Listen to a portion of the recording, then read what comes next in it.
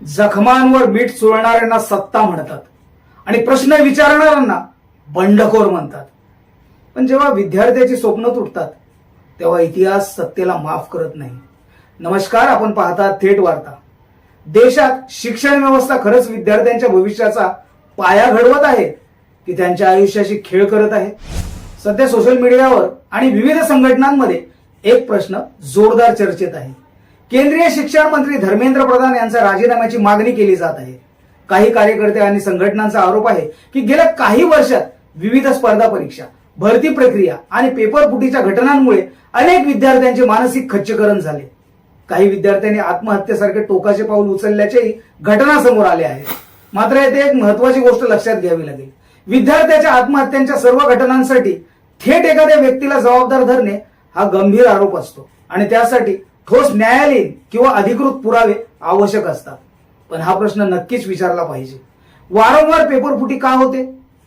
भरती परीक्षा वेळेवर का होत नाहीत? लाखो तरुणांचे वर्षानुवर्ष नुकसान का होते?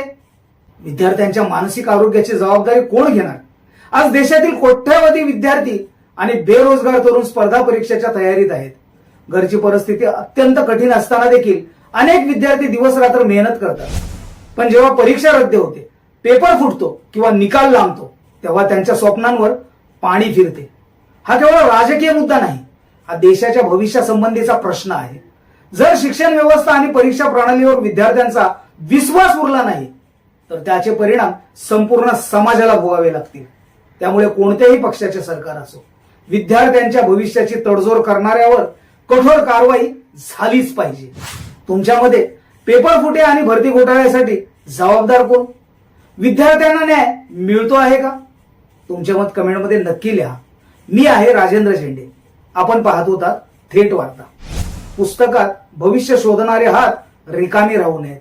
पुस्तकात भविष्य शोधणारे हात रिकामे राहू नयेत. स्वप्नांसाठी झगडणारे विद्यार्थी हारू नयेत.